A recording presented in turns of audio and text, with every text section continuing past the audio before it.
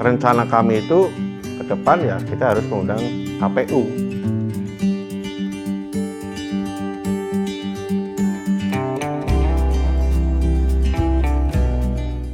Assalamualaikum warahmatullahi wabarakatuh. Selamat pagi sahabat pemilih.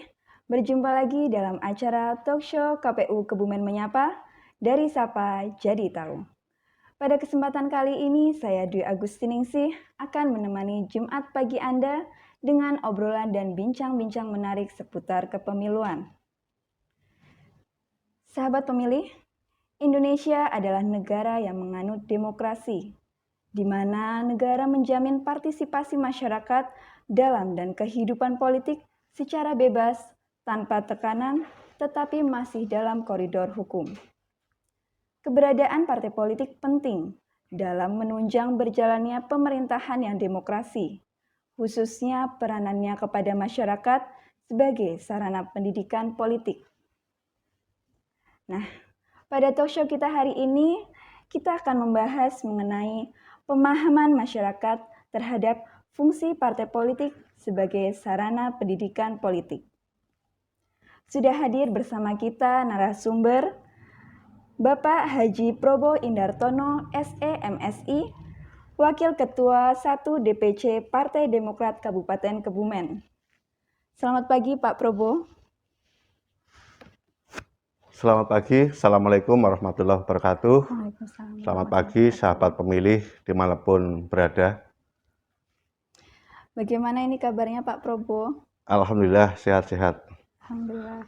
Terima kasih sekali nih Pak sudah berkenan hadir bersama kita pada talkshow KPU Kebumen Menyapa ini Pak. Terima kasih. Ya, ini sedang sibuk apa Pak Probo? Sebenarnya masih datar-datar aja karena ini masih cukup jauh pemilu, karena tahapan-tahapan pemilu yang kemarin sudah diputuskan di DPR RI barusan diketok dan kebetulan belum ada PKPU-nya. Jadi kami di Partai Demokrat masih dalam tahap bahas-bahas diskusi persiapan untuk pengkaderan di tingkat kabupaten. Berarti sudah ada mulai kegiatan ya Pak, cuma belum terlalu sibuk ya Pak ya? Sudah kegiatan tapi masih standar gitu aja. Lebih banyak di diskusi. Ya. Semoga apa yang sedang didiskusikan berjalan lancar ya Pak ya. Amin. Ya Bapak, seperti tadi yang saya bilang, pada hari ini kita akan membahas tentang salah satu fungsi partai politik ya Pak, yang dimana kita tahu yaitu sebagai sarana pendidikan politik pada masyarakat. Nah ini Pak, tapi kita kadang sering mendengar ya Pak, maksudnya sebagian itu yang menganggap bahwa mungkin politik itu kotor, politik itu penuh intrik, dan mungkin bahkan politik itu bisa menyebabkan namanya perselisihan, gitu kan Pak. Nah dengan kondisi dan keadaan yang seperti ini, bagaimana menurut Bapak? Ya, di negara yang seperti Indonesia, negara republik, negara yang berdasarkan demokrasi Pancasila, bahwa orang yang menyampaikan pendapat bahwa politik itu kotor itu sebenarnya ya sah-sah saja karena negara kita negara demokrasi.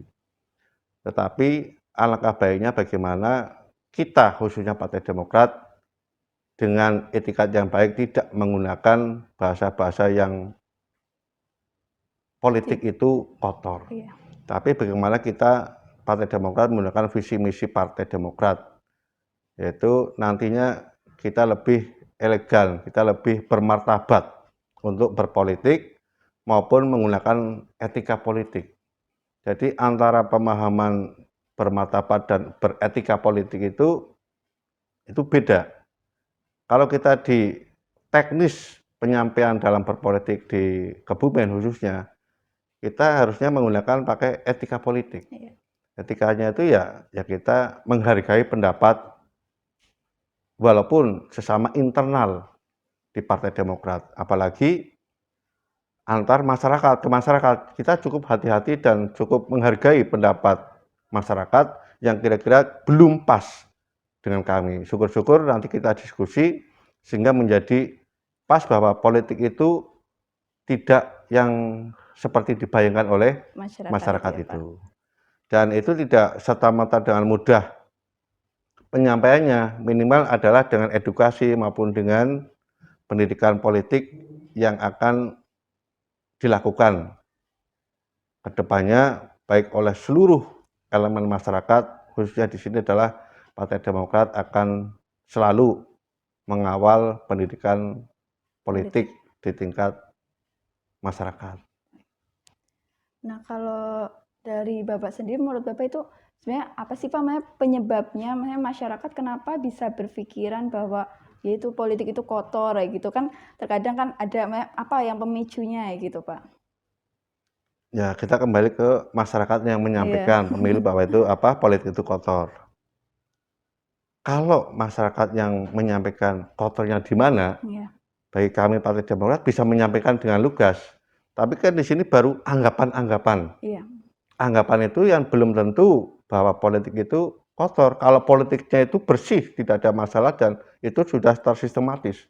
Tetapi bisa juga yang dianggap oleh masyarakat politik itu kotor itu adalah ada oknum yang ada di partai politik yang tidak sesuai dengan harapan masyarakat. Kan beda, Mbak. Kalau tingkat partai di tingkat lokal satu dengan partai di tingkat lokal yang lain itu beda. Beda dalam artian dalam bertingkah laku, dalam berpolitik pasti tidak akan sama karena tergantung kepentingannya.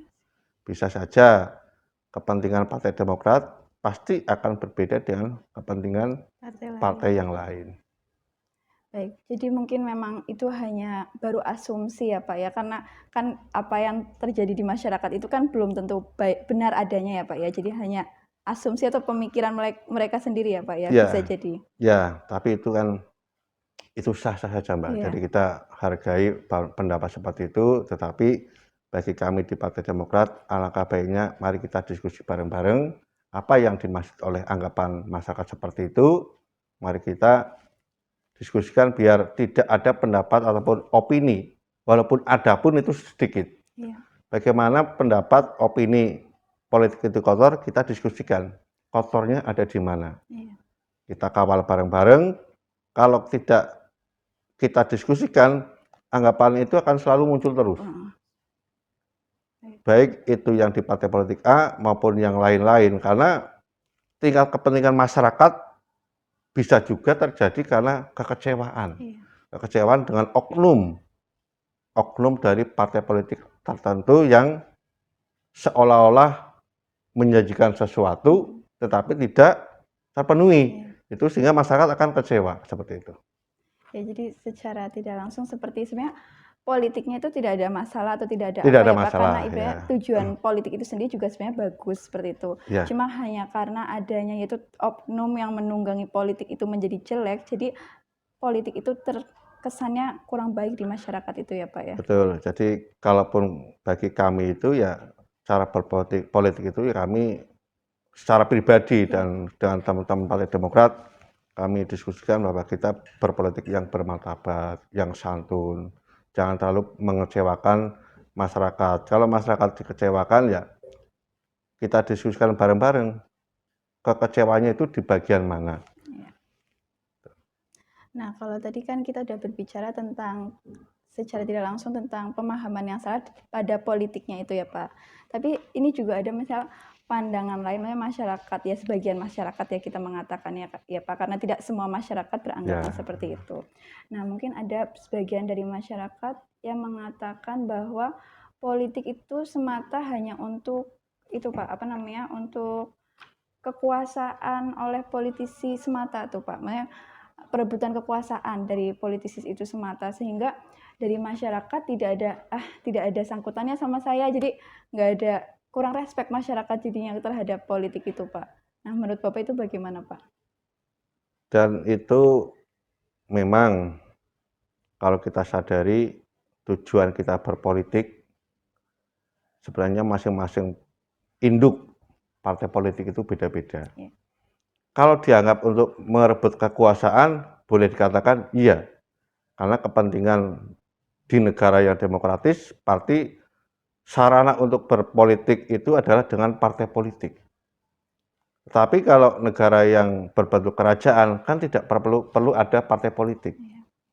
Nah, seperti halnya hal kecil saja ini, Mbak.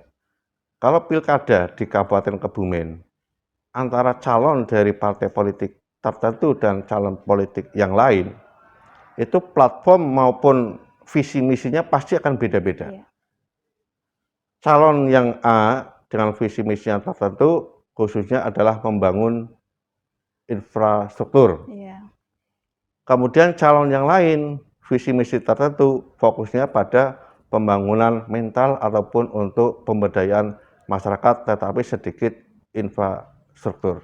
Itu beda sudah. Iya. Jadi kepentingan masyarakat ini akan berbeda-beda kalau jagoni calon pilkada A dengan B, pasti ada kekecewaan sedikit.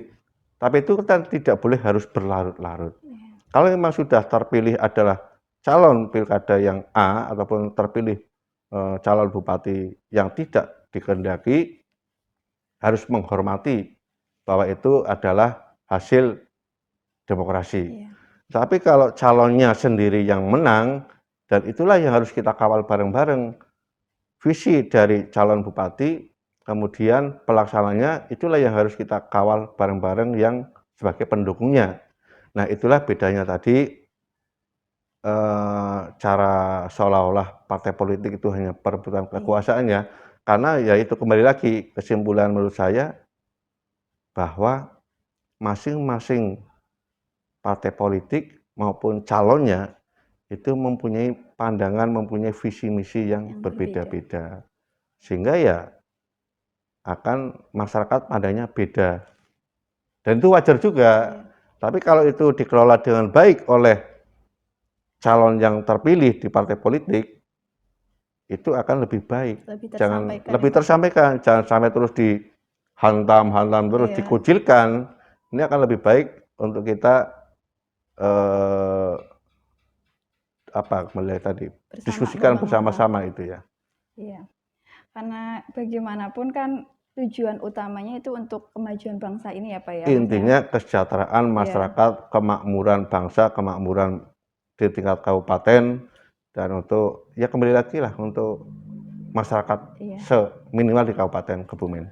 Jadi masyarakat setidaknya bisa lebih terbuka lagi ya Pak, menerima namanya keputusan, namanya hasil seperti itu ya Pak. Iya. Tetapi masing-masing pemimpin terpilih itu gayanya beda-beda, Mbak. Iya.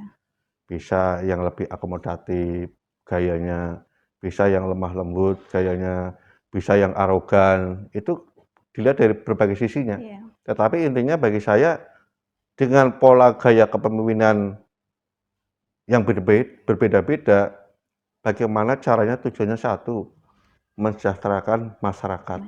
Itu saja. Nah, mungkin bisa sedikit Pak dijelaskan kepada masyarakat di luar sana, terutama sahabat pemilih nih Pak. Jadi mereka bisa meluruskan pemikiran yang tadi ya asumsi-asumsi yang salah tentang politik gitu. Jadi bisa lebih tahu lagi sebenarnya politik yang sesungguhnya itu seperti apa sih? Kalau politik yang sesungguhnya itu sebenarnya ya bagus-bagus saja, Mbak. Tapi kembali lagi itu ya bahwa visi misi calon pimpinan ataupun partai itu berbeda-beda. Sehingga itu yang menjadi anggapan bahwa politik itu hanya untuk perebutan kekuasaan. Tapi intinya juga bahwa politik itu sebenarnya untuk mensejahterakan masyarakat. Nah, kemudian kalau itu terjadi ya mari bareng-bareng pimpinan partai politik, pilkada yang sudah menang, ya kita bareng-bareng sering mengadakan dialog-dialog dengan masyarakat. Utamanya masyarakat yang beranggapan bahwa politik itu hanya merebutkan kekuasaan. Politik itu kotor. Itu justru masyarakat yang seperti itu harus kita sering-sering diajak dialog-dialog itulah.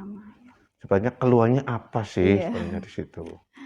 Ya baik sahabat pemilih, itu bisa digarisbawahi ya. Sebenarnya politik itu tidak kotor, justru politik itu adalah ingin mensejahterakan rakyat. Nah, untuk bisa mencapai itu semua, maka kita sebagai masyarakat, sebagai kaum muda, ibaratnya bisa menerima keadaan, bisa menerima siapa pemimpin kita mungkin ke depannya seperti itu ya Pak ya. Betul, ya. Kurang lebih seperti itulah. Kurang lebih seperti itu. Wah, menarik sekali nih Pak Probo. Tapi sebelum kita lanjut ke pembahasan yang lebih menarik lagi, kita break sejenak dulu ya Pak ya. Boleh, boleh. Ya, baik sahabat pemilih, jangan kemana-mana, kita akan kembali setelah yang satu ini.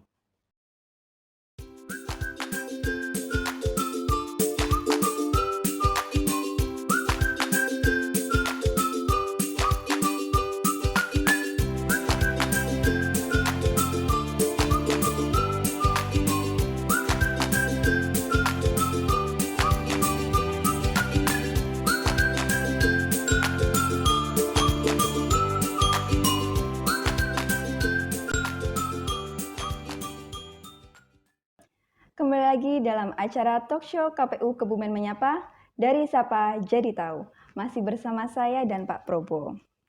Ya baik Pak, tadi kita sebelumnya sudah membahas mengenai apa sih penyebab masyarakat bisa berpikiran kurang tepat tentang politik ya Pak. Terus tadi juga Bapak sudah menjelaskan sedikit tentang politik yang sesungguhnya itu seperti apa.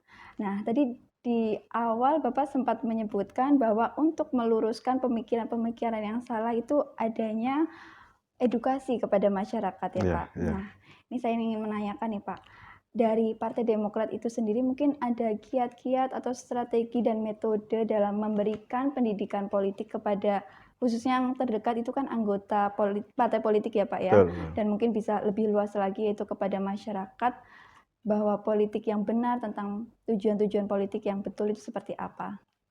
Ya, baik kami di Partai Demokrat sebenarnya sudah mengarah pada pendidikan politik. Dalam pengertian minimal kami sudah sering diskusi dengan teman-teman di fraksi yang berasal dari Partai Demokrat. Kemudian sering diskusi dengan teman-teman di tingkat kepengurusan, tingkat DPC. Nah, untuk mengarah ke situ, kita lanjutkan diskusi dengan para pengurus di tingkat kecamatan, DPAC itu sendiri. Nah, itu nantinya akan ke bawah lagi sampai dengan kepengurusan di tingkat desa ataupun ranting. Sebenarnya itu adalah modal awal bagi Partai Demokrat untuk merumuskan bahwa Partai Demokrat sudah melangkah mendidik untuk ataupun pengkaderan.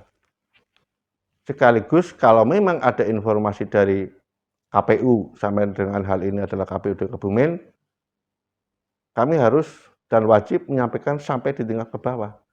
Itu merupakan salah satu pendidikan, pendidikan pengkaderan seperti itu. Kemudian kalau memang ada hal-hal yang sifatnya di pemerintahan, kami juga sampaikan minimal di tingkat kecamatan kita kumpulkan. Namanya ada program-program dari Partai Demokrat yang sudah direspon oleh dalam hal ini Bupati Kebumen. Kalau memang itu bagus ya kita kawal, kita dukung.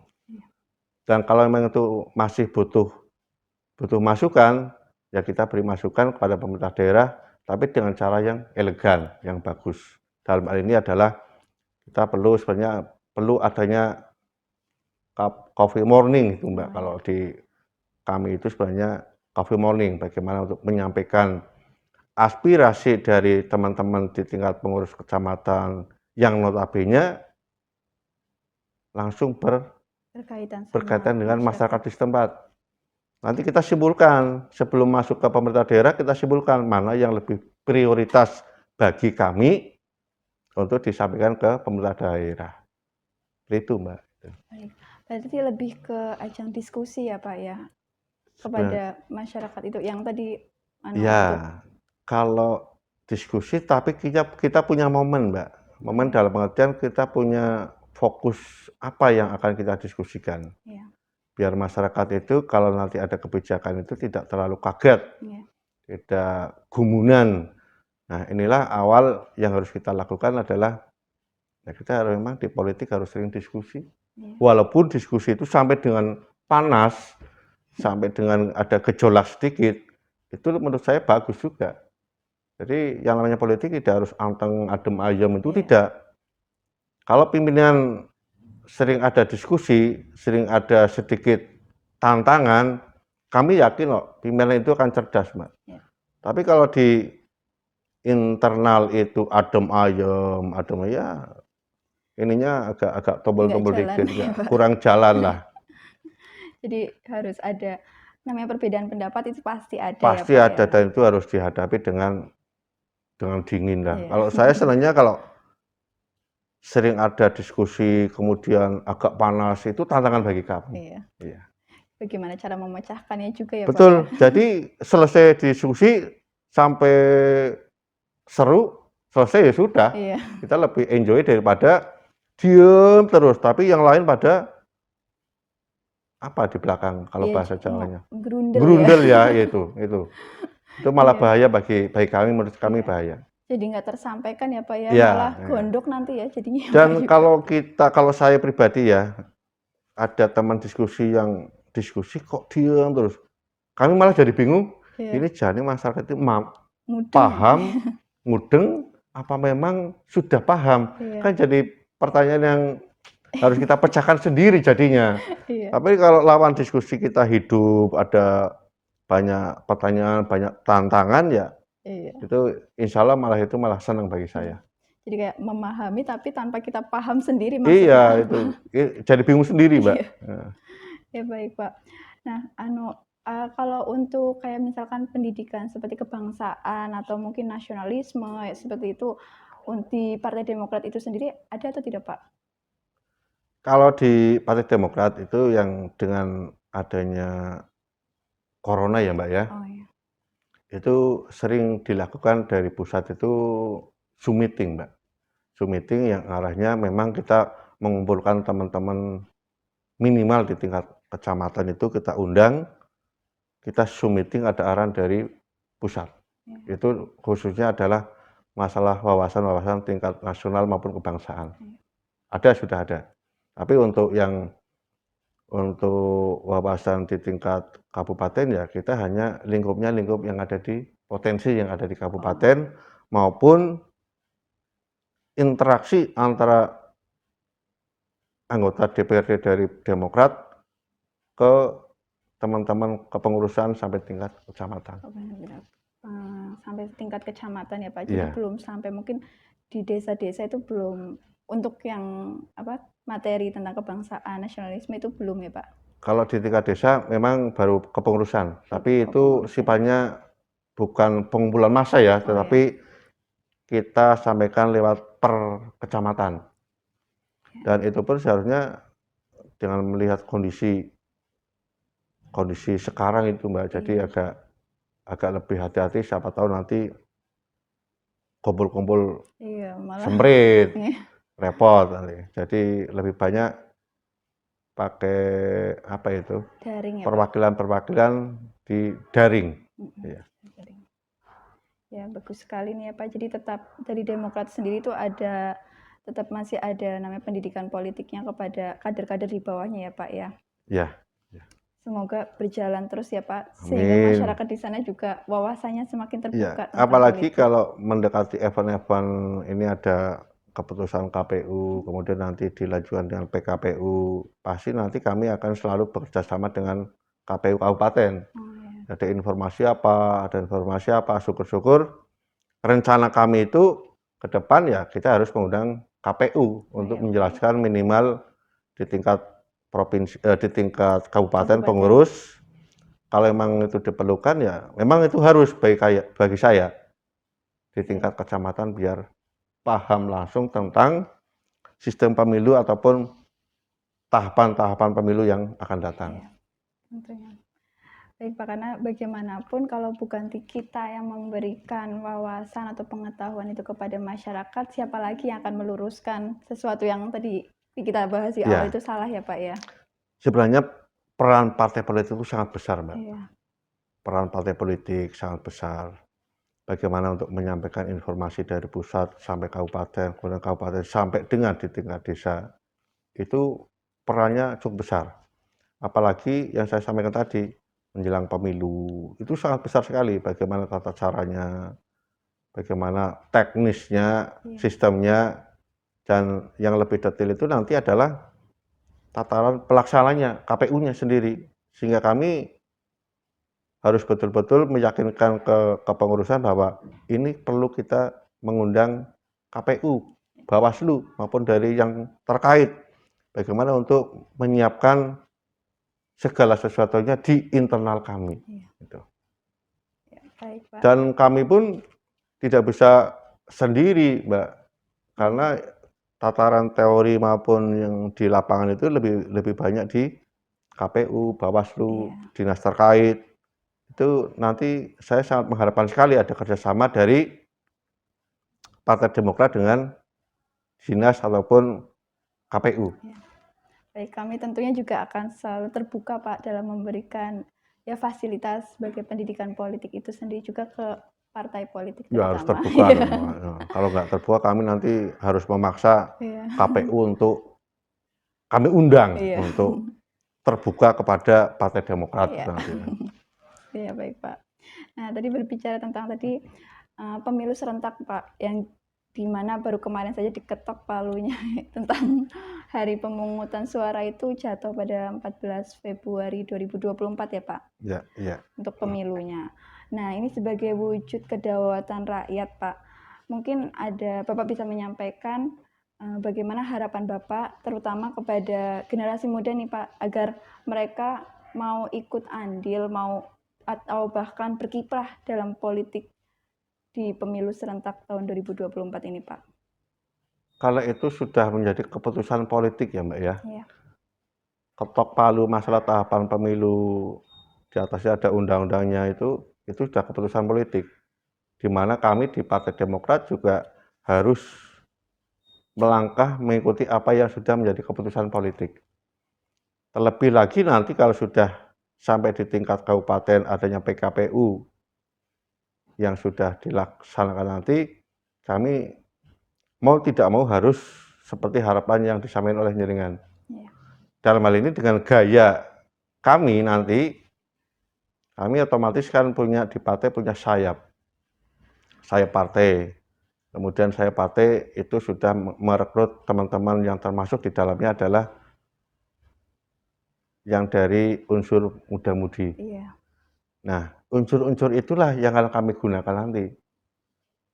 Unsur yang ada di sayap partai kami yang muda-muda itu nantinya kami akan diskusi. Nantinya akan kita dialog lah. Yang tentunya nanti akan sampai di tingkat unsur muda-muda yang lain. Jadi tidak harus bahwa internal muda-muda dari Partai Demokrat saja yang perlu kita diskusikan, tapi teman-teman yang ada di sayap partai itu yang harus menyampaikan ke tingkat masyarakat. Kalau tadi sampaikan yang muda-muda, bolehlah yang muda-muda, tetapi orang-orang yang sudah di atas pemuda-muda juga harus tahu juga. Nah, berarti kalau untuk itunya, Pak, maksudnya biar masyarakat muda, maksudnya generasi muda kita itu bisa respect terhadap pemilu serentak nih, Pak. Maksudnya biar ayo besok ikut mensukseskan pemilu serentak 2024 ini, Bapak ingin mengajak pemuda ini bagaimana, Pak? Ini yang perlu dipahami bareng-bareng, Mbak. Tidak semua partai politik, tidak semua pimpinan partai politik bisa menyentuh hati masyarakat. Iya. Kalau memang masyarakat itu mengendaki ataupun menolak atau beranggapan politik kotor, partai politik hanya cari kekuasaan. Kalau ini partai politik tidak mensikapi ini dengan baik, ini akan menjadi bola liar. Iya. Tapi kalau pimpinan partai politik bisa akomodatif, bisa dengan wajah atau tingkah laku yang menyenangkan, insya Allah selesai nih, Mbak. Kemudian pertanyaan tadi apa, Mbak, tadi? Harapannya, maksudnya gimana ya, biar mengajak masyarakat muda biar bisa ikut. Itu nyambungnya di situ, Mbak. Nyambungnya kalau kembali lagi pada pimpinan partai politik ataupun yang ditugaskan oleh partai politik untuk merekrut orang-orang yang atau masa yang masih muda-muda.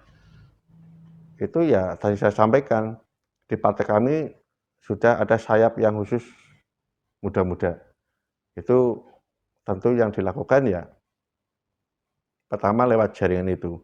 Kami pun di tingkat DPC pun akan merekrut dengan gaya yang kami lakukan, tetapi kami sarankan untuk bisa masuk ataupun bisa melalui di sayap partai kami.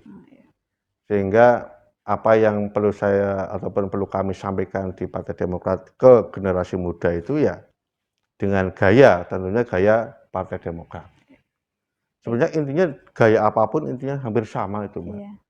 Cuman kami tidak terlalu banyak memberikan janji-janji karena di partai politik itu kan hanya sifatnya bagaimana diskusi itu menjadi hidup, kemudian diskusi itu menjadi kenyataan dengan program yang kita kawal bareng-bareng.